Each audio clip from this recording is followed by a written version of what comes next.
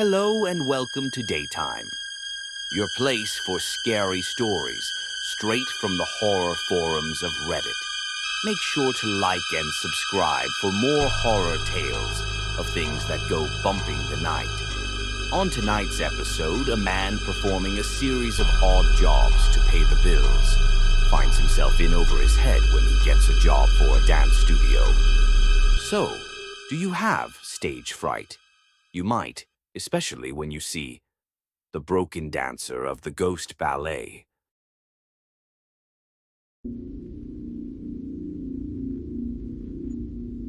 It takes a lot of work to keep culture alive in a big city. I've dedicated most of my life to arranging community projects and keeping people engaged. Late-night movie screenings, flea markets, chaperoning, youth centers, concerts, game nights, you name it. I'm the face in the crowd that people can't help but to recognize. It didn't take long for me to expand my interest to amateur theater, opera, and ballet. While I didn't know much about what makes a ballet or opera good, I did know a thing or two about promotion and just keeping a steady schedule. So over time, I became a sort of a tag-along. And while I couldn't speak a line of dialogue without looking at a paper or stand on my toes for a plie, I'd grown quite essential to the local performance groups. I didn't get paid much, but enough to get by. I had a total of 16 so-called micro jobs that paid the bills. But I'd been looking to get into something a bit more stable.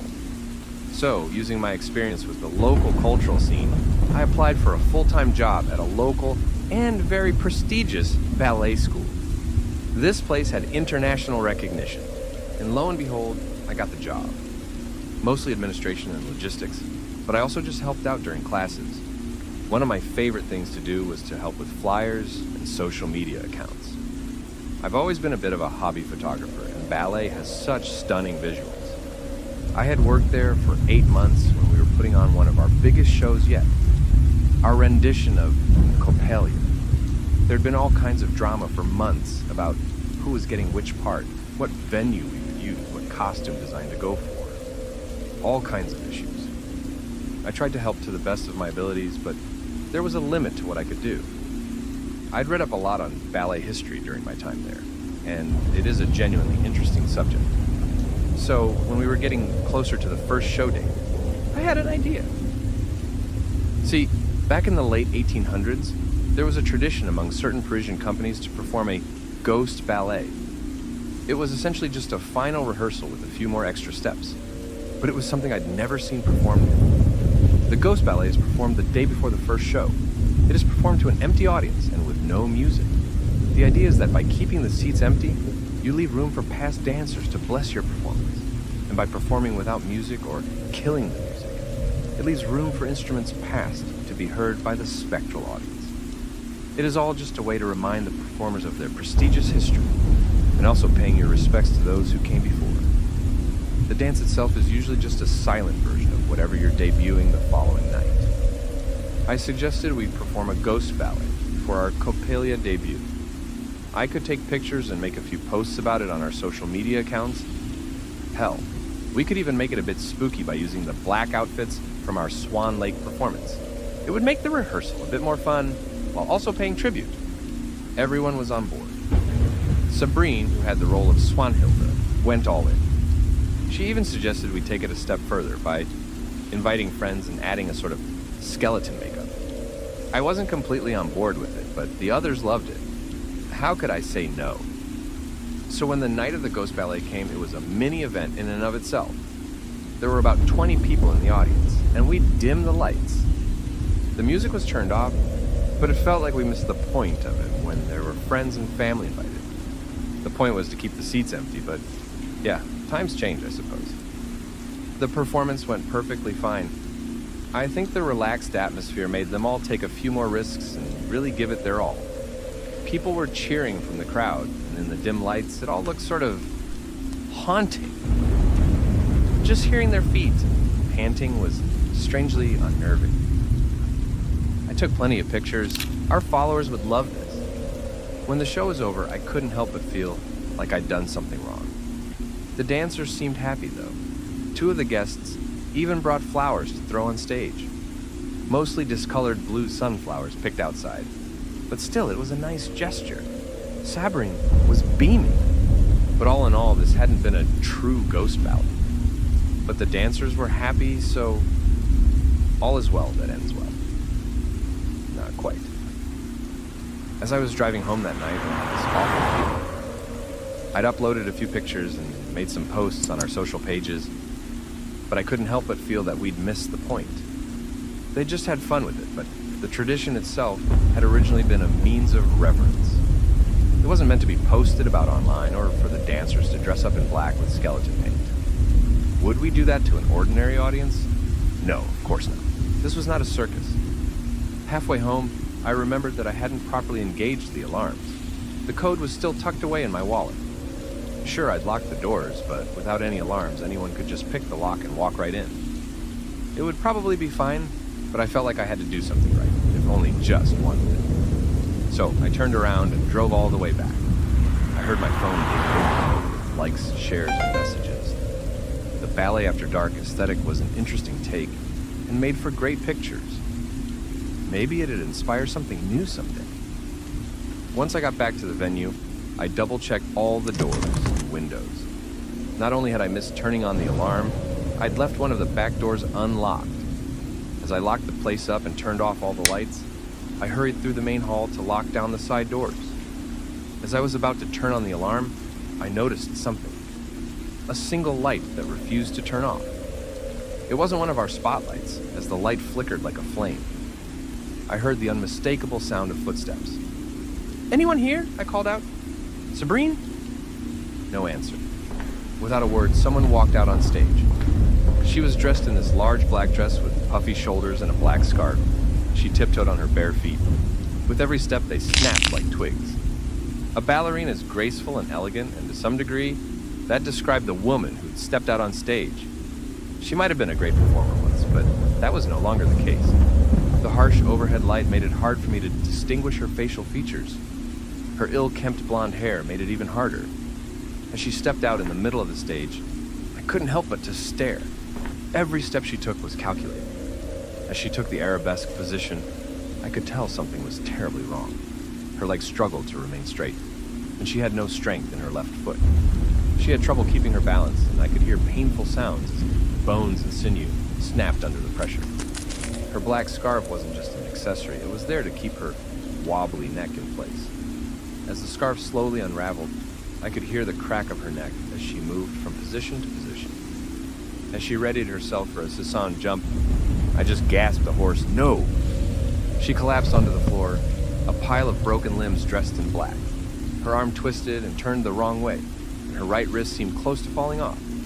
Chunks of her hair were falling out on stage, and still, she tried to get back up. One snapping tendon failing after another. A chill crept up my spine as I noticed a wind coming from the ceiling. It almost sounded like a flute. I let out a forced breath, only to see it blossom into a cloud. How hadn't I noticed the cold? The performer couldn't get back up, and instead just lay there. I had to show this to someone. I just had to. Someone had to see what I was seeing. As I brought up my phone and aimed the camera at the stage, I felt a light tapping on my shoulder. "Pass des photos," somebody whispered. Somebody cold. I put down my phone. It seemed like an eternity. I just stood there watching. The broken woman groaned and turned, failing to get back on her feet. Instead, just lay there, writhing back and forth like a wounded insect. Her frustrated cries echoed from the stage, groans turning into pained wheezing. Without turning my head, I tried to see whoever was behind me. I didn't want to turn around. I had this instinct screaming at me to just wait it out. One more bad move and I might not make it out. Rational thought would have to take a backseat. I must have stood there for the better part of 10 minutes. I was so stiff my feet were getting numb. Suddenly a cold wind blew through the hall, and with it, the overhead light went out. Before the stage drowned in darkness, I met the eyes of the broken dancer. Her eyes were empty. Once the stage grew quiet, I ran towards the exit. I slammed the door open, leaving the building and everything in it behind. I didn't think a second about closing up or locking. I was just getting as much distance between me and that building as possible while my mind tried to make sense of what I'd seen. The next day, I woke in at 3 p.m. in the afternoon. I had 27 missed calls, and I was running a massive fever. I texted my boss, giving up on describing the previous night entirely. Maybe it had all been a fever dream. It was certainly warranted. I was shaking. I tried going back to sleep, but those empty eyes kept haunting me. The words whispered in my ear ran a chill up my spine, worse than any fever. I couldn't let it go. Had I really seen it? How could that have happened? I twisted and turned hour after hour, not finding the slightest bit of rest. I had to do something. It took me almost 2 hours just to get dressed and brush my teeth. I tried getting in my car, but I realized I might kill someone if I got into traffic like this. Still, I had to see the show. I couldn't miss it. I'd promised I'd be there. Sabrina was expecting me. I called up an Uber, chugged a yogurt, and got to the show just as it was about to start. The back doors were unlocked, much to my chagrin. I stumbled inside, waving at the security guard. They recognized me, but was visibly worried. Maybe I didn't look my absolute best. Not really a premiere night type of outfit. Sweatpants rarely are. As I got backstage, there was the usual excitement in the air. The first act had just started, and I could feel the magic in the air. I had to see it for myself, just to make sure they were doing okay. It seemed fine. Sabrina was giving it her all. As she and Gaspard performed a perfect fish dive, I could hear the audience ooh and ah. Just like the performers were doing what was expected, so, in a way, was the audience. Then a camera flashed. For a brief moment, I saw something in the empty seats. I heard something. Maybe I imagined it, but right alongside Sabrina, I heard this other set of footsteps. I found myself holding my breath, waiting for something to snap or twist, like the broken dancer. It struck me how, even with all her training, all it took was for a misplaced step for the show to be over. Another camera flash. I looked at the other dancers backstage. We have to... I couldn't find the words.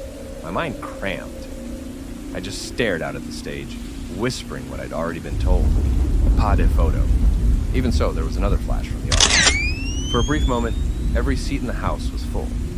Elegantly dressed men and women, clad in black funeral garments, mummified faces and dirt-filled mouths. And there, ready to run in from the side of the stage, was the broken dancer. Right there, in the dark corner of my eye, the lights went off. A power outage. And somewhere on stage, unhindered by the music, a terrible scream. They say that Sabrina lost her balance when the lights went out. She, on the other hand, claims someone tackled her. Either way, when the lights came back on, she was writhing on the floor with her leg broken in 4 places. Gaspard was screaming almost as loud as she was. The audience were taking more photos than ever. Flash after flash. I have never heard a scream like hers since, and seeing the terror in her eyes was one of the worst experiences of my life. It was more than just a broken bone. It was the broken heart of a ruined dream. People were rushing to help. Our backstage paramedic hurried out. Curtains were drawn, and our volunteers were trying their best to calm the audience down. I caught a glance of Sabrina as she was carried away. Her eyes for an instant looked empty. We have not performed Coppelia since. We have changed venues. I'm no longer arranging ghost ballets.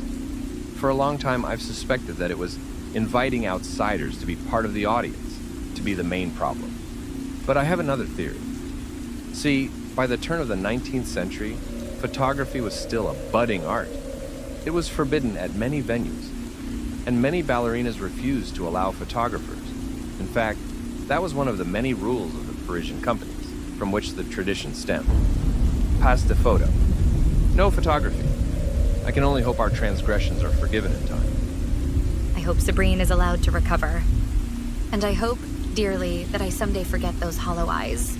Hello and welcome to Daytime, your place for scary stories straight from the horror forums of Reddit.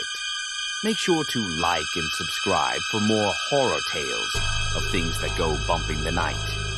On tonight's episode, a horror movie writer in search of the box office hit decides to use a childhood experience for inspiration.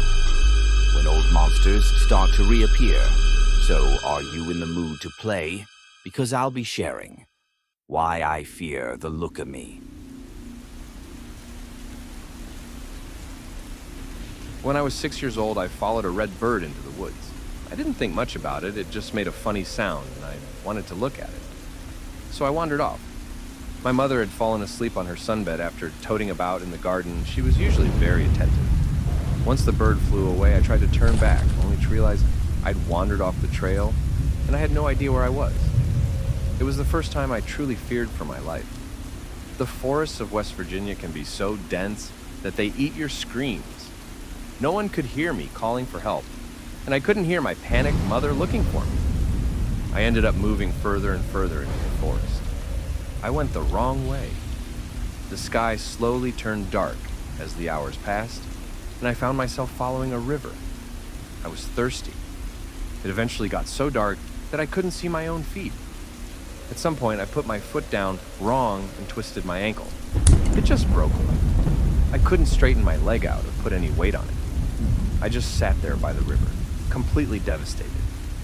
I cried my eyes out, screaming for help, but no one came. It was just me and the dark. And the dark was ready to eat me alive. In the darkest hours of the night, as the fear had reached into the back of my heart, I just sat there, shivering. It was as if the panic had subsided into a sort of revelation. I imagined death waiting for me at the other side of the river. I knew it was there. I never saw it, but I painted a picture of it in my mind. I figured it had a really long arm with a single painted nail. If I looked at it or talked to it, that arm would grow longer, but it wanted me to look. It wanted me to know it was there. Look at me, It whispered. look at me, little boy. Sometime during the night, I passed out. They found me by the river just before sunrise, and although my leg healed, my mind didn't. And from that day forward, I've always had the sense that something lurks in the dark, just out of sight. Something that wants me to look, to find it, to reach me. Ever since, I've had an anxious relationship to the dark. Some would call it nyctophobia, a sort of fear of the unseen. I've always held that gnawing feeling of something waiting on the other side of the river, just out of reach. But one misstep, and it would get me. Even as an adult, I still get that sense of dread, an all-encompassing panic. The sense that you're not getting enough oxygen, despite hyperventilating. Blood rushing to your head so fast it starts ringing in your ears. And then, and there, in my most vulnerable moments, I can still hear it.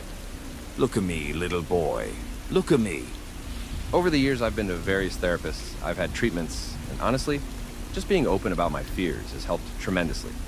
I've faced my fears time and time again and channeled them into creative outlets. That's how I eventually became a screenwriter. I worked my fingers to the bone, sometimes out of ambition, but most often just to distract myself from that all-consuming darkness that sneaks up on me late at night. I moved to the West Coast in 2011. An internship led me to a position as an uncredited assistant screenwriter on a popular sitcom. I can't name any names, but I'm sure there were quite a few nerds enjoying our 4th season. I got my first job at a movie set in 2016. I mostly worked on last-minute edits and consultation, but it was the first time I saw my name on the silver screen. I'm sure some of you horror fans out there enjoyed it. And to those of you who've gained a lifelong fear of dolls, I'm sorry. I worked several stray projects until 2018, when I met a very influential man. Let's call him Patrick, or Pat for short.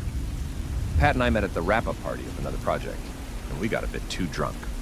We started talking about horror movies, and the two of us ended up talking about our fears and anxieties. It was a drinking red wine from the bottle at 3 a.m. kind of talk. I ended up mentioning my trauma.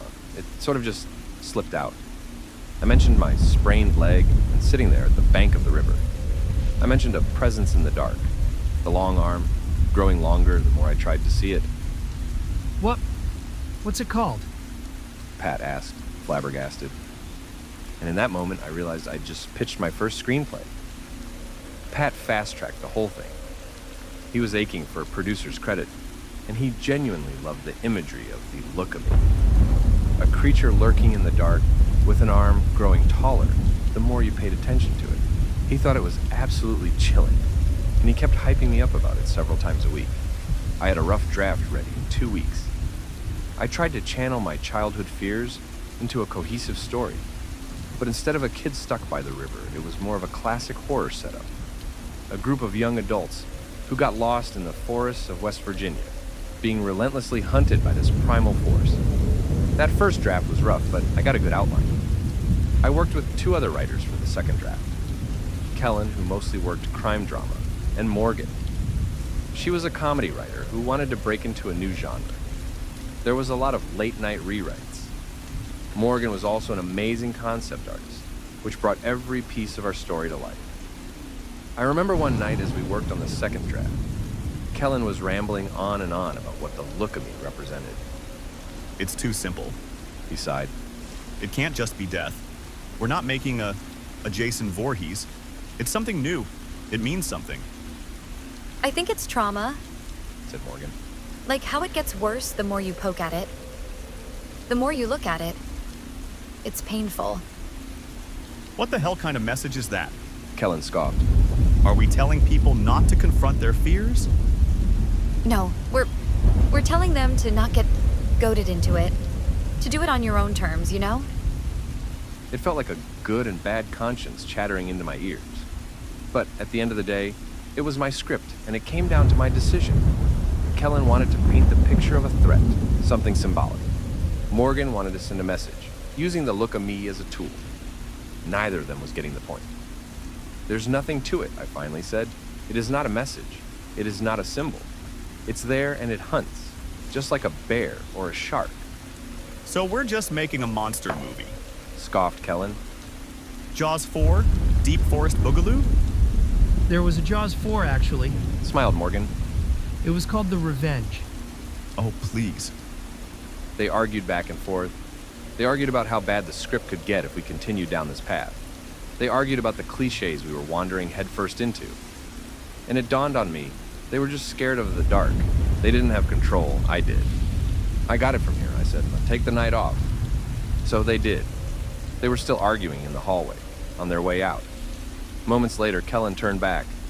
He leaned in and gave me a final look. You know you have to show it, right? He said. No matter what, we can't just have it hidden in the dark. We have to show it. That's where my writing stopped. No matter how I twisted and turned it, I couldn't picture the look of me. All I saw was this long arm reaching towards me, coming out of the dark. A woman's hand with a single painted nail. Look at me, little boy. But the more I thought about it, the more my anxiety spiked. I knew I could see it in my mind if I wanted to. I could. But looking at it too closely, in any way, would give it the power to reach me. My mind wouldn't let me see it. My reptile brain was reaching through my anxiety to rattle me into looking the other way, to turn my mind away from the page. I couldn't describe it. All I got was that long arm. And I could have sworn I felt it brushing against the back of my neck. The second draft stalled for a couple of weeks. Pat was getting impatient. He called me into the office one rainy Wednesday afternoon to have a serious conversation about the rewrite. When I got there, I was ambushed by a whole gaggle of writers, an entire team, a room full of people who'd all been briefed. They all had printed out copies of the first draft, and both Morgan and Kellen had told them about the issue with the rewrite. Pat wasn't playing around. He wanted this done. I barely got a word out before we were ushered into our seats and pushed into finishing the draft. There were about a dozen of us. Some were pretty big industry names, called in to give some pedigree to the script. One of them had worked on prosthetics for a big zombie show, and he came out swinging. Let's just expand on what we got. He suggested. Instead of a long arm, why not several? Just all arms. Yeah, Someone chimed in. like it. Saves them. The arms, I mean. It adds to itself. Someone laughed. A literal growing fear. Ringu meets the blob. Love it. Love it. They were all talking over me, through me, past me. They didn't know any better, and as a collective, they all looked at the look of me. Not literally, of course, but figuratively. They were bringing it into focus.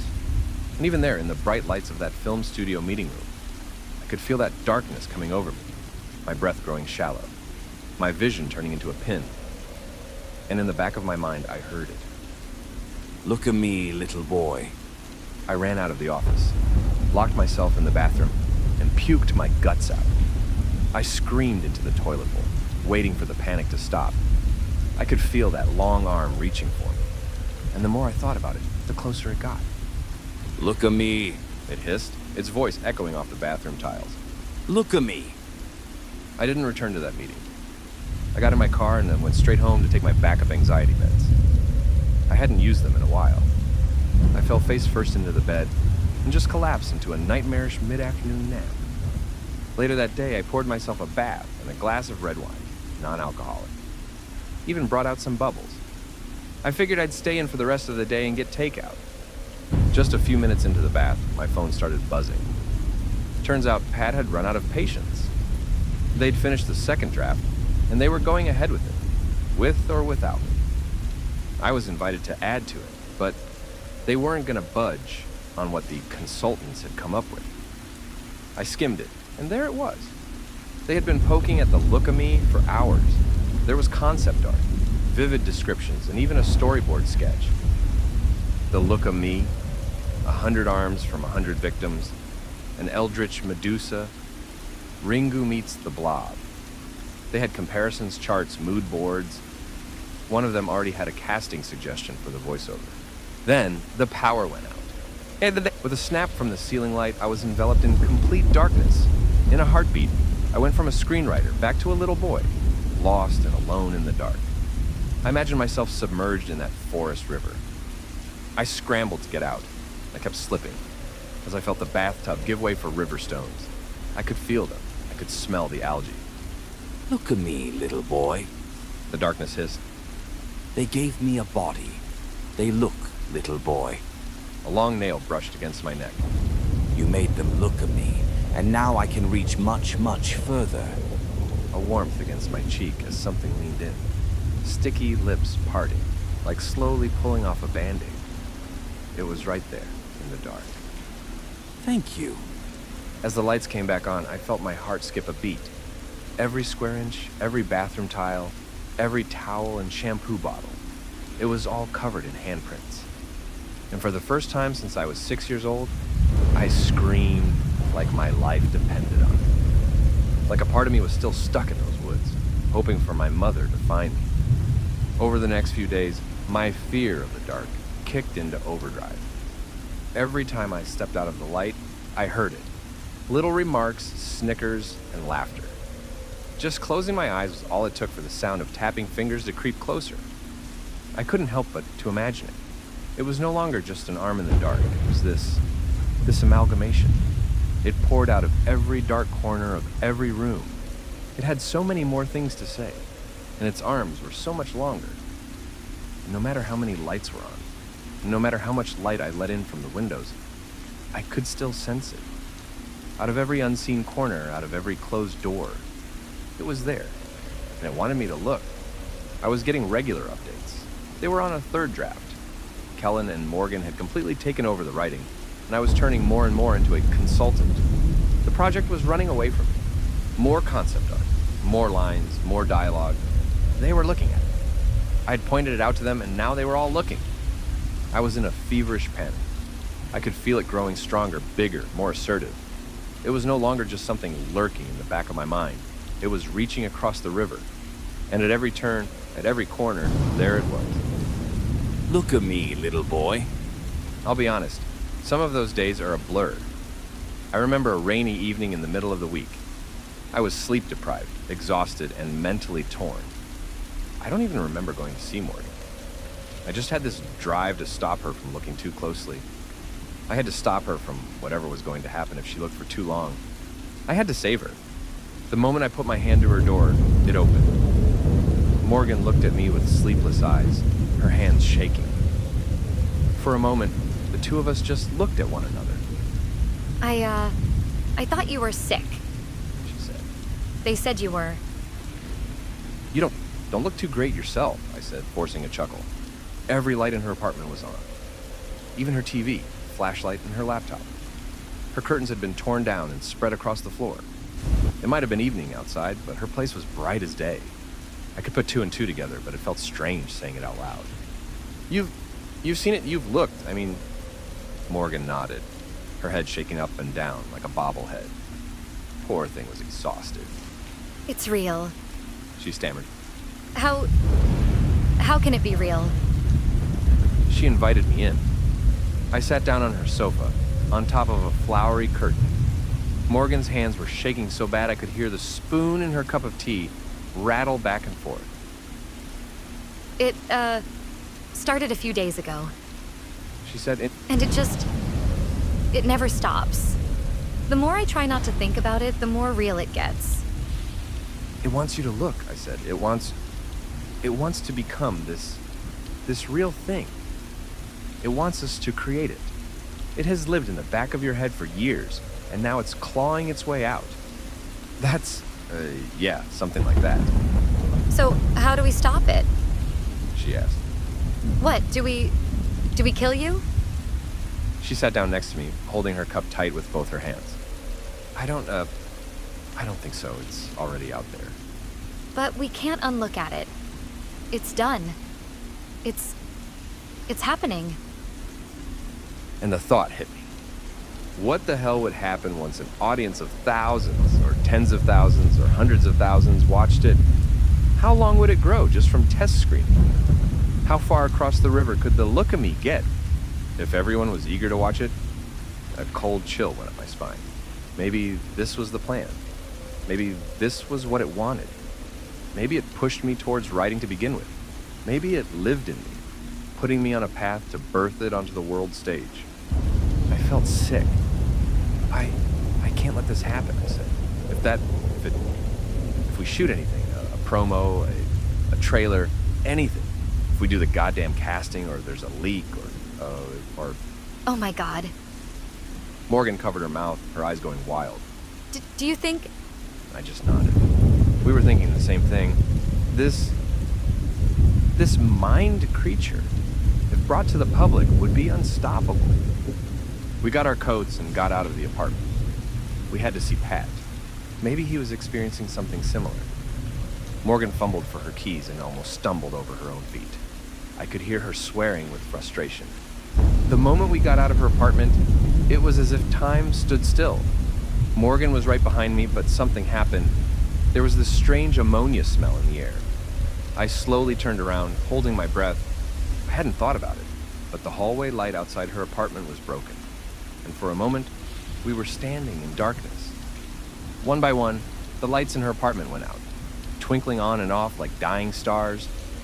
A pair of pale fingers dug through her hair. A single painted fingernail poked out behind her ear. So many fingers. Morgan gasped. We looked at one another breathlessly. It could reach all the way across. It could reach across the river. In a heartbeat, the door slammed shut. There was a visceral tearing and the sound of something rolling across the floor. And outside, the lights were starting to die. Look at me, little boy. The dark said, Look at me. Long, pale arms crawled out of every corner, reaching for me. It wasn't even dark yet. It didn't care. It laughed. I refused to get trapped in the elevator, so I ran down the stairs, feeling the sole of my boots trample curious fingers with every corner I rounded. I could feel them nipping at my clothes, grasping for my neck. I burst through the exit to the street level, knocking over a middle-aged couple as I scrambled towards my car. I didn't even hear their insults. All I heard was my heartbeat, and that little voice growing louder every time I left the safety of the streetlights. I drove past red lights, broke every speed limit, and went down the wrong end of a one-way street. I was in a frenzy and ended up frantically knocking on Pat's front door. I tried to compose myself, but there was no use. My eyes were wild, and I couldn't stop my legs from shaking. My lips quivered like I was hypothermic. Pat was having a small party, just like the one I'd first met him at. He was about to invite me in, but he stopped himself. Clearly, I wasn't well. We gotta stop this, Pat, I said. We gotta stop production. What are you talking about? He smiled. There's no reason to... No, you're not hearing me. This is not a debate. I'm sorry, but I'm not gonna let you talk to me like... I heard it. That snickering, pleading little voice, asking me to turn around, to look into the dark of the night. Look. Look at me. I snapped. I shoved the door open and forced my way inside. I picked up a small wine glass from a nearby table, stomped into the living room, and tapped it with my phone for attention. It could be 1,000 times worse. 10,000? 100,000. No, I barely even noticed the glass breaking, and everyone's staring. At least 3 dozen industry professionals. People I'd looked up to my entire professional career. Hell, one of them was an A-lister. Hi, I stammered. We're canceling all production of the Look of Me. There was a murmur in the crowd, little smirks and pitying smiles. It's happening, I said. It's done. It's gone, You don't know what you're talking about. groaned Pat. I'm calling the police. Do whatever you want, but if I see a single goddamn still from that production, I'm burning the goddamn studio to the ground. You gotta be... I grabbed Pat by the collar and pushed him up against the wall, rattling his wine glasses. I'm burning the goddamn studio to the ground. Career suicide. Complete, absolute career suicide. I collapsed back into my car, still holding the broken wine glass. I turned on the dome light to drown out the darkness, but it didn't work. I flicked it a couple times, but nothing happened. A pale hand pushed down on my door lock. Click. Time to look at me, little boy. A voice whispered from the back seat as a cold hand stroked my cheek. Time to look. I thought back on that night from so many years ago. That absolute terror. That certainty of death. And just like then, there was this moment where fear gave way to revelation. Of course. You can't kill me, he said. I'm the only one who really looked. I'm the only one giving you this reach. Cold fingers curled around my neck. That's it, isn't it? It's because of me. Otherwise, you would have killed me. You would have stopped me from going in there. There was no response, just a tightening grip. Long nails brushing my hair, grabbing at it. Without me and without that show, there's no one to look. All the drawings will be tossed. The script forgotten. It'll just be you and me, and if I'm gone, there's just you. And you're nothing. You are literally nothing. You never were anything but nothing. And I turned around to look at the look of me, and all I saw was a pale white hand retreating into the dark. Now, it's been a while. I'm no longer under a studio NDA, but I'm not taking any chances. No charges were pressed, no production came to pass. It was easier to just shut it down and move on. You might have heard about Morgan. The details were graphic, and no, of course that's not her real name. They said she had some kind of episode, and the results were tragic. How you can do something like she did to her own head during an episode they conveniently left out. But I know, I'll always know. Some things out there defy our explanations, our rationale. Some things aren't a message or a monster or a theme. It just is. It exists because we make it exist, and it wants to be seen. To me, I don't know where the look of me came from. Maybe it came from me. Maybe it is me. Or maybe it was just something that found me in the dark and decided to stick around. But now I know that as much as I will be stuck with it for the rest of my life, at least that thing is equally stuck with me. Hello and welcome to Daytime, your place for scary stories, straight from the horror forums of Reddit. Make sure to like and subscribe for more horror tales of things that go bump in the night. On tonight's episode, a man and his wife starts to try for a family when they are gifted a strange sunflower. So what's a memorable gift you've received? Because we received the sad sunflower. A few months ago, my wife Julie and I decided to start trying for a family. We moved out of the big city to a small Midwestern Minnesota town, not too far from Grove City. It was time for a change. Hell, we even decided to stop smoking. We found a cheap, recently renovated flat. The entire complex was built in the 50s, but the apartments themselves had been fixed up just recently.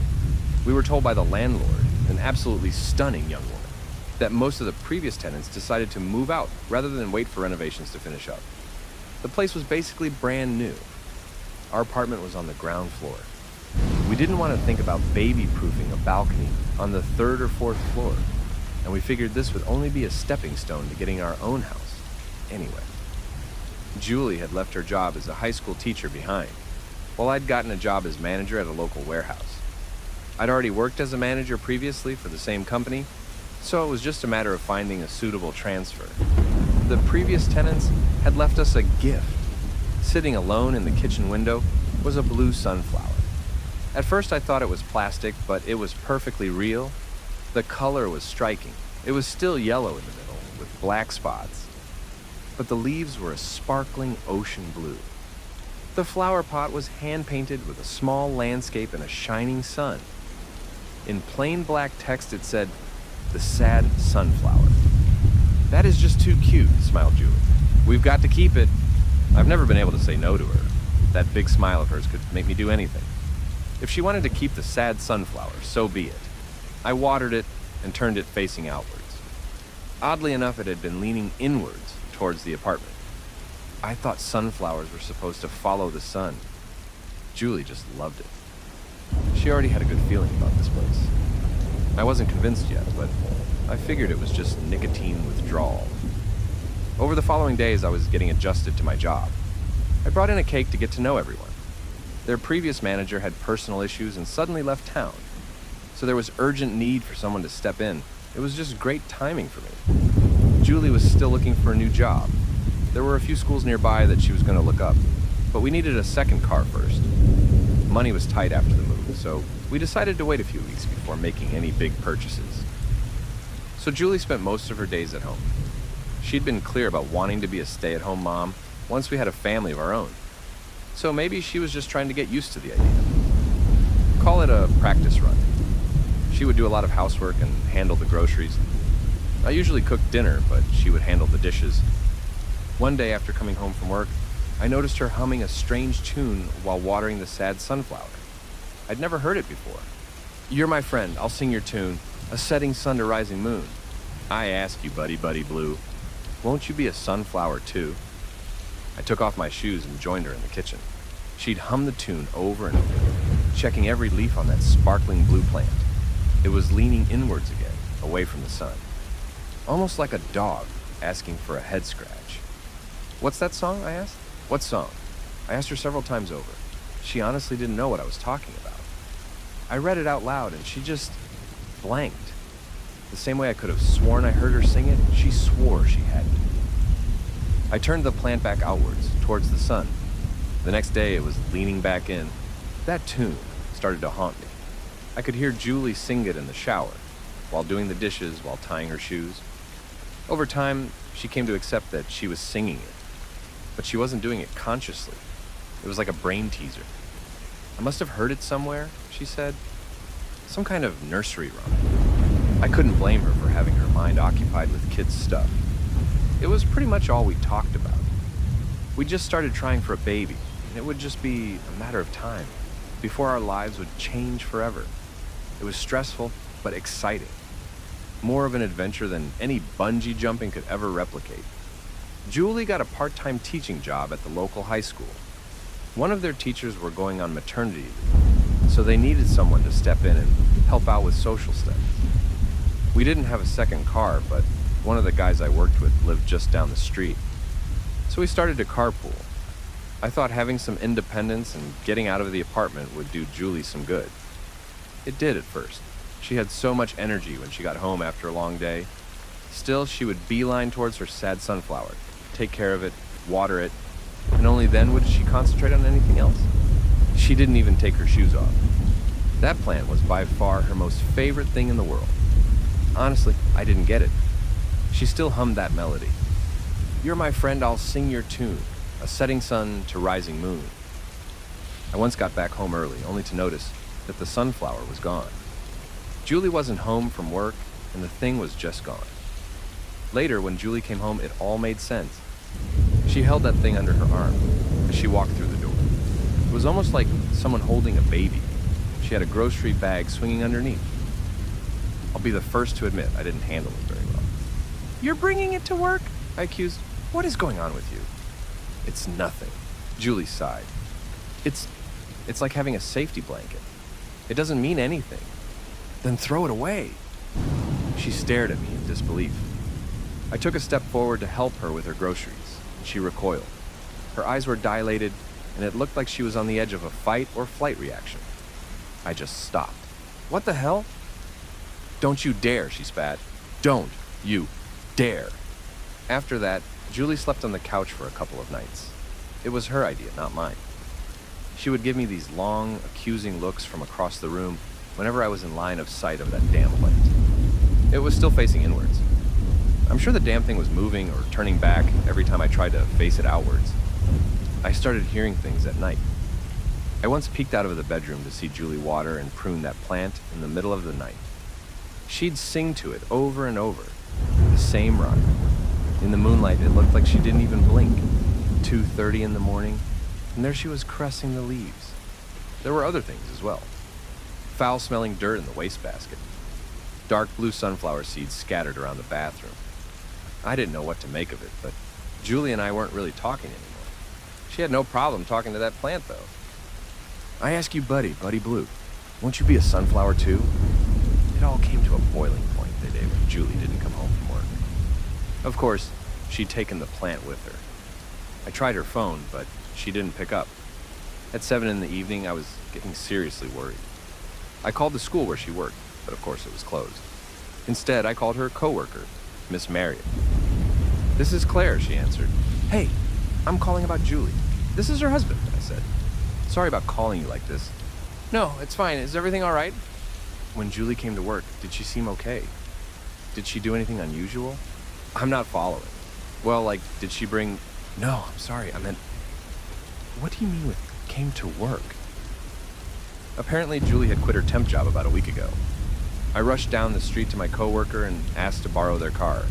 They didn't mind, and even asked if there was anything they could do to help. I didn't even know where to start, so I just thanked them and left. I drove around town for hours, checking every open store, every alley, every side road. Finally, I stopped for gas. As I went inside to pay and get a soda, I noticed the clerk humming a tune. She was reading a magazine and humming away, barely noticing I was even there. I'd recognize that melody anywhere. "Where'd you hear that?" I asked. She just looked up at me like she'd woken up from a nap. She had no idea what I was talking about. I just paid and left, figuring Julie had been there. She was close. There was a small dirt road not too far from the gas station, leading down to a fishing lake. All you could catch there was smallmouth bass, but it was a great little place to have a barbecue. I drove down the road, following a hunch. It paid off. Just a few minutes later, I saw our car on the side of the road. The door was still open. Lights were blinking. It was swarming with mosquitoes. I parked alongside it and brought out a flashlight.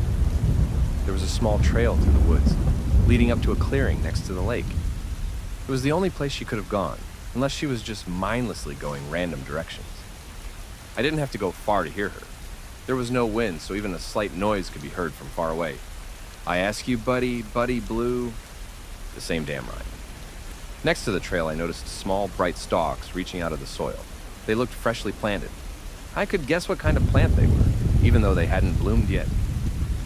"Won't you be a sunflower too?" I stepped into the clearing. I could barely see them all with that tiny cone of light. There were hundreds of them, spread out in a circle. In the middle was Julie, reciting her rhyme over and over. She'd taken off her clothes, and I could see mosquitoes swarming her. It didn't seem to bother her. The melody in her song was gone, turned to a mantra. She was standing with her back towards me, holding her hands in front of her like a cup. She suddenly made a harsh coughing sound and bent forward. I took a few steps and stopped. Every single sunflower turned towards me, blue leaves vibrating like rattlesnakes. Julie turned around. Sunflower seeds were dripping from her mouth. In her cupped hands, she held the same kind of foul-smelling tar dirt that I'd found in the wastebasket. Her eyes were bright blue. Her teeth were stained black. "You're my friend, I'll sing your tune." Sunflower seeds kept falling from the edge of her mouth. She kept coughing, almost choking. She was constantly on the edge of inhaling the seeds into her lungs. Her singing voice was broken and struggling. Still, she smiled. The same smile that could get me to do anything. A setting sun to rising moon. The flowers turned back towards her, vibrating. Tiny leaves clapping in appreciation. I didn't know what to do. I was horrified. I was angry. I was desperate. I froze. Julie walked up to me, holding a large seed between her lips. She took my hands and leaned forward to kiss me. I've never smelled anything so putrid in my life. I think that's what snapped me out of it. It was the only time I've refused a kiss from her. I'm not proud of what happened next, but I didn't have a choice. I grabbed Julie and threw her over my shoulder.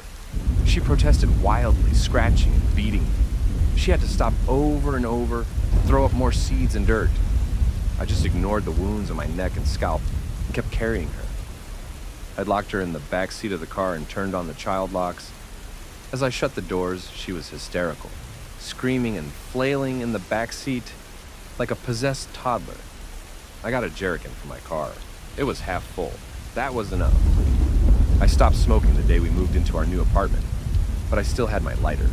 When I stepped back out into that clearing, I could hear something moving. I ignored it. I dumped every drop of gasoline that I had and just set the whole field on fire. I left the lighter behind. As I stepped away, I could hear things popping in the grass. Blue leaves crinkling to ash, and somewhere there were tiny screams. Tiny, bright screams. Something was burned alive in that field, and I don't want to think about what it might have been. It sounded human. Wrong, but human. Julie recovered in a couple of days. The doctors figured she'd been eating seeds from the sunflower and that it had contained some kind of poison. The doctor couldn't find anything abnormal about her blood levels, and after a couple of days of rest, she was back to her old self again. Her eyes were back to their ordinary brown, and her smile was as genuine as ever. She was so sorry for all the trouble she caused, and she had a hard time remembering what had happened. To her, it was all a bad dream. We've since gotten pregnant. Over the months, we've baby-proofed the apartment, but we're already looking to move to a house. Julie got back to her job as a temp, and she might be looking at an extension at the end of the school year. She's quite popular. We're thinking about the name Danny with a Y for a boy, or Danny with an I for a girl. We're not sure yet. There's only one thing that still worries me. The ultrasounds. Julie have been taking them while I'm at work, but she's shown me every single image. They look perfectly fine, but on the last one, there was something that didn't add up. In the corner of the picture, the date was set to 5 years ago. I'm suspecting she's not showing me the actual ultrasounds, or that she hasn't taken them. I don't know what she could be hiding, and sometimes, at night, I hear her humming. The same damn tune. You're my friend, I'll sing your tune. A setting sun to rising moon. I ask you, Buddy Blue, won't you be a sunflower too? Hello and welcome to Daytime, your place for scary stories straight from the horror forums of Reddit. Make sure to like and subscribe for more horror tales of things that go bumping the night. On tonight's episode, a man looking to relocate for his job finds himself in a scary situation after a bus ride accident. So, what would you do to survive? Because Noah ate someone.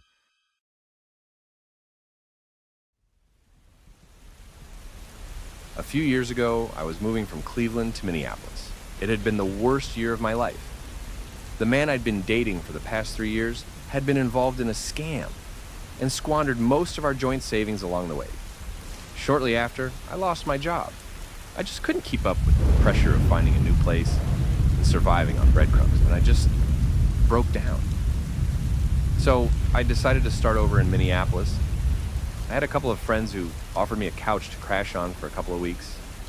I was looking to get a new job and start over fresh. I got on a Greyhound with nothing but 2 suitcases and a handful of unread DMS. It was a long trip. Most people stepped off in Chicago and Milwaukee. So for the final stretch of the trip, there was only 2 people left. Me and a passenger sitting right across from me. A man in his early 60s. He had a kind face and spent most of his time sending messages to his friends and family.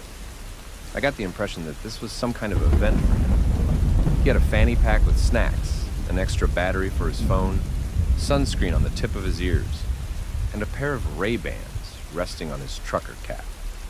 I talked to him a little. His name was Noah.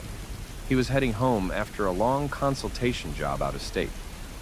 He was some kind of environmental lawyer. He was all about public transportation and reducing the carbon footprint. I could tell he was a jubilant fellow. I don't know a lot of people who speak so highly of their job.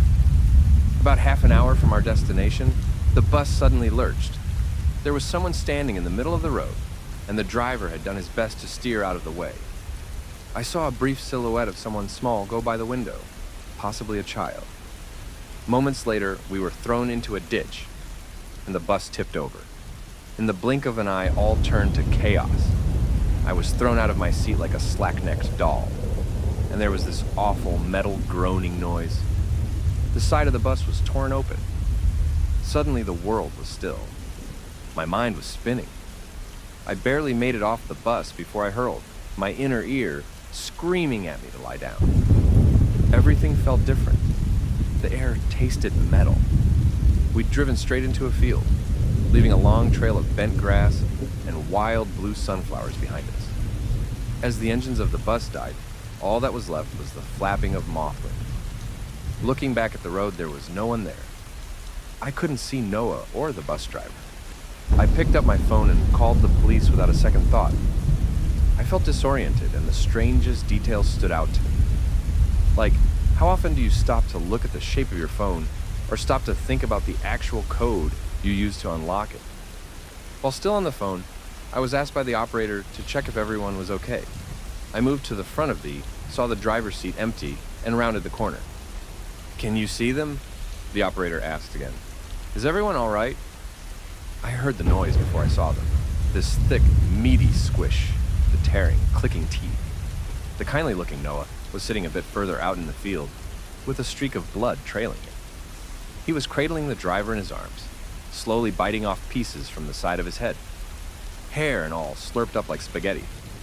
It looked almost serene, like a grazing antelope. "Excuse me, miss," the operator repeated. "Can you see them?" "Yes," I whispered breathlessly. "Yes, I do." "Is everyone all right?" Noah looked up at me with complete disinterest. For a moment, his eyes met mine, and he was as calm as ever. There was no panic, no regret, nothing. Like a dog enjoying a meaty bone. "No," I wheezed back into the phone. "No, we're not all right." Yes, he'd killed and eaten that man. The moment we got off the bus, the first thing he'd done was to kill and eat him. No hesitation whatsoever. For a good 15 minutes, I just stood there, watching. The police were on their way, but this was a bit out of their way. Noah didn't seem to mind an audience. He just bit, chew, and swallowed. Bit, chew, and swallow. Thin spurts of blood stained his horn-rimmed glasses. But I couldn't move or look away. I couldn't bring myself to move or turn my back on him. I was just frozen. The moment the police arrived, they didn't even pull out their guns. They just stood there, staring in disbelief. Putting Noah in handcuffs and taking him away was completely uneventful. There was no struggle, no sudden attacks, nothing. Noah just looked disappointed to have his meal taken away, like a child tiredly reaching for his teddy bear. I was so distraught after stating my witness account that I forgot one of my bags. I just took the one closest to me and got out of there. I couldn't bring myself to call on my friends. I crashed at the first motel I came across. I sat up all night staring into the ceiling, still trying to make some kind of sense about what I'd seen. I didn't notice myself crying, and I didn't notice how those cries slowly turned to screams. I just lay there, head empty, screaming into a cheap, tear-stained motel pillow. Over the following weeks, I settled into a new place, a new job, and a new life. Everything was different, but in ways I hadn't anticipated. I felt like an alien, as if the world had shifted, like I'd seen something not of this earth. Some of the most mundane things felt strange. Eating a sesame seed bagel at the cafe down on the corner felt like ashes in my mouth. All I could think about was teeth, tearing, ripping. curious eyes looking my way. But looking past all that, there was something else that kept crawling back into my mind. Just how awful I was at judging someone's character. How I hadn't noticed the scam my ex had been wrapped up in, costing us our savings. How I hadn't noticed how I was neglecting my work to the point where they had to let me go, and now this. How I couldn't see that the friendly Noah on the bus had been ready to eat a living person at the drop of a hat. It didn't add up to me. How do you miss something like that? I was one of the witnesses called in the trial that followed. I hoped it'd be a chance to finally put it all behind me. I said my piece, and I stayed to watch the proceedings. I had to know more about this man and what turned him into this monster. He didn't look like a monster, though. He was just a man in a suit. He even had the same glasses. I couldn't look past his friendly demeanor, still as unbothered by this whole situation as the day I saw him bite down on raw flesh. There was a clinical psychologist called to the stand. He'd been there to assess Noah's mental state and was ready to share his findings. Mr. Ayton is deeply confused, he said. To him, this behavior is not something new. This is something he's been forced to do for years in order to survive.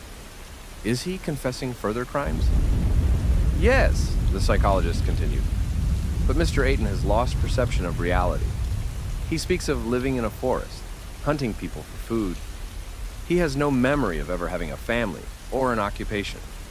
To him, his life has been about inhuman acts brought by never-ending strife. And you assess that this belief is a genuine response to trauma? Yes, his belief is genuine, the psychologist agreed. This man has suffered a great trauma. There was a short pause as the psychologist checked his notes and adjusted his glasses. It's as if he believes he comes from a different world. In Noah's mind, he'd been a murderer for years, trapped in a sort of limbo state.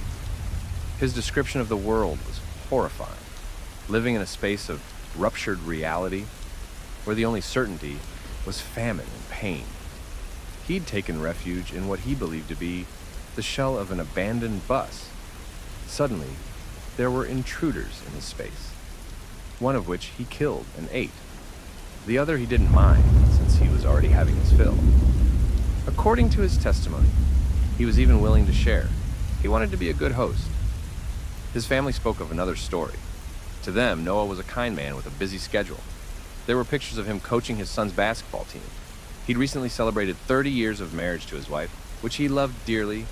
To them, this was an unreal nightmare. There was nothing in his history pointing to this kind of madness. Something happened, they said. Something must have happened on that bus. I hate to admit it, but I agreed. It just didn't make sense. I'm not sure what happened to Noah. There was a lot of talk behind closed doors, and most of what was said stayed there. The papers didn't say a lot about it. There was mention of a case of mutilation, but every report about it was vague. It's as if no one really wanted to report it. Maybe they didn't know if it was a case of mental illness or something more sinister. Either way, there wasn't much said about him. I tried to put it out of my head.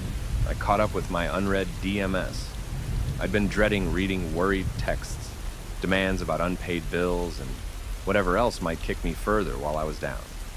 I couldn't go back to that world just yet, but I sort of had to. But that's where things took another turn. I didn't recognize these messages. Unknown names and numbers, asking me to call them back. One begged me to reconsider. Another sent me an address and a name. All kinds of strange, even coded messages. Also, bank accounts, payments. That made me pause. I had no idea who these people were or what they wanted from me. Had they gotten the wrong number? I remember my second bag. I'd only brought the one, which I'd stashed away in my bathroom. I hadn't opened it since that night. And the second bag, well, I still hadn't talked to the police about it. But I decided that before I did anything else, I ought to at least unpack what little I'd brought, even though it might be stained with blood or worse. I couldn't bear the thought of it.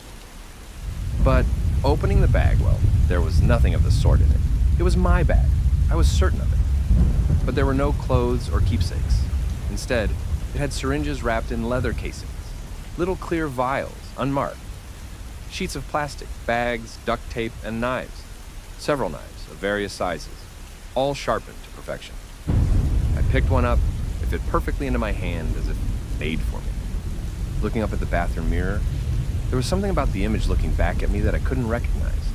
While I could feel a frown forming on my brow, the face looking at me had a creeping smirk, and I saw it blink. That was only the beginning. The police didn't have my second bag. There had never been a second bag.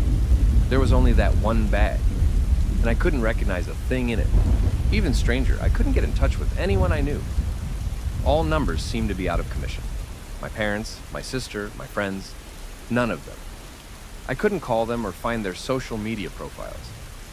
In my bag, there was a wallet, several fake IDs, and thousands of dollars in cash. I couldn't recognize the president on the bill. With every revelation, the smirk on my mirror image deepened. It would tilt its head the other way. It would look up and down, observing me. I'd raise my hand towards it, and it wouldn't return the gesture. Once, when I was in the bathroom, the bulb went out. I was standing there, fresh out of the shower, in complete darkness. I wrapped my cold towel around me, and I heard something. It sounded like a distant echo of my own voice, as if spoken from the other side of a window. Closer, it whispered. I didn't say anything. I just held my breath and listened. I'm lost, it continued. Coming home. A finger brushed against my hair. I recoiled, and so did something else. I heard footsteps, moving away. As I opened the bathroom door and let some light in, the mirror image was nothing out of the ordinary. But somewhere out there in the dark, I heard waning footsteps. With every message I received, it was becoming increasingly clear that people were expecting something of me. That I'd move somewhere, meet someone, do something. I was asked about my equipment, about places and times. There were also a handful of threats from people expressing disappointment. There was a knock on the door once. Another time, I saw a car slowing down to watch me through the kitchen window. There were mysterious phone calls at night, and whenever I stepped into a dark room, I'd stay clear of mirrors. If I stepped too close, I could hear something moving in there. Footsteps, irregular breaths. Sometimes I'd feel the warmth of something reaching for me.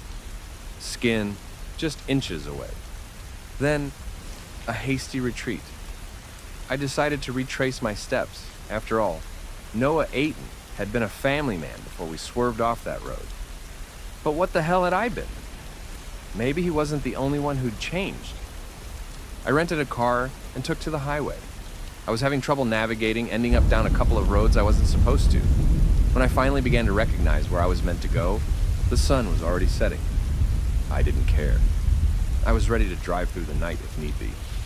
The first rain spatter came as soon as the sun set. The wind was picking up. I didn't dare to look in the rearview mirror.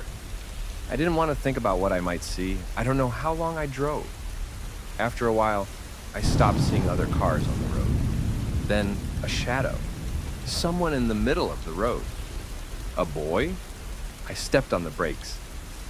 A couple of moths thumped against my windshield as my car came to a full stop. I caught a glance at a side view mirror, only to see a hand reaching out. I blinked it away. I got out of the car, looking back down the road. I could still see the silhouette of a boy, walking away, just like that night when the bus swerved off the road. This had to be connected. It just had to. I left my car running by the side of the road. "Wait," I called out. "Hold on." He didn't stop. I was catching up, but as it turns out, I wasn't the only one. As I got closer, other figures emerged from the rain. Some of them looked like me. Others only held a vague resemblance. A select few were identical. Further out, there were other figures. Some impossibly tall, others barely even human. We all looked at one another, our heads turning in unison. Left, right, left. Like a ripple of thought, forcing us all to do the same. A collective impulse. "I want my knives back." A voice breaking through the rain. I didn't have to turn around to know who it was. I'd seen her in the mirror dozens of times by now. But this time her voice was unhindered. There was no mirror in the way. I could feel her staring at me. We were all spread out in a circle around the mysterious voice. A sort of beacon we'd all gathered around. And the closer we got, the stranger things became. I lost track of time. I could barely feel the weight of my heartbeats as they quickened and slowed, seemingly at random. The wind picked up, then disappeared, then reappeared. Rain to snow to hail to summer sun. In one blink of an eye, the world was on fire. In another, we were standing in oncoming traffic, cars throwing themselves off the road to avoid us. In one place, the stars were gone and the ground was nothing but black sand. In so many places, there was nothing left. No life, no sky, nothing. It was terrifying. I wanted to turn around to run, but I couldn't trust the figure to my side not to take advantage. Instead, I stopped. A few moved closer, only to dissipate or be changed forever. One sprouted a third arm. Another was dragged into the dark by an unseen force. One fell to the ground, stretched and bent like hot metal. Screams, cries, and hysterical laughter. Slowly, the boy moved away. And with every step he took, I could feel my world slowing down. By the time I could feel the rain on my skin again, there was a hand on my shoulder. I was grabbed, spun around, and pushed.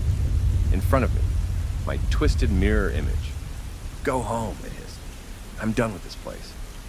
A push. Shadows growing distant and the rain growing stronger. A different rain. There was an unknown car waiting by the side of the road. One more neatly parked. Similar to the one I'd used, but not the same.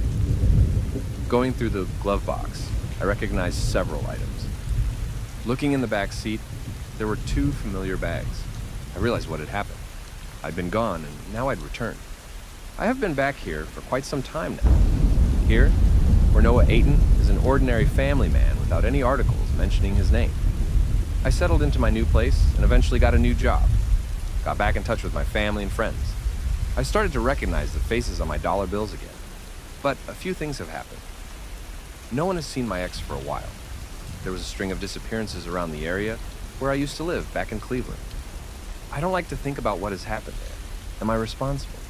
If not, who is? I'm not sure what happened that night. Not really. I think we got too close to something we shouldn't. And what little sense we make of this world got mixed up. I can't help but to look a little longer at mirrors. I lean my ear in to listen, making sure I don't hear anything. I turn my head back and forth, making sure the image follows. So far, it does. But I sometimes get the sense that it doesn't. Maybe in the dark, when I can't look as closely. If you find yourself near a strange sunflower field, keep your eyes on the road. Slow down. And if you do get a little too close, watch your surroundings, check your bills, and in more ways.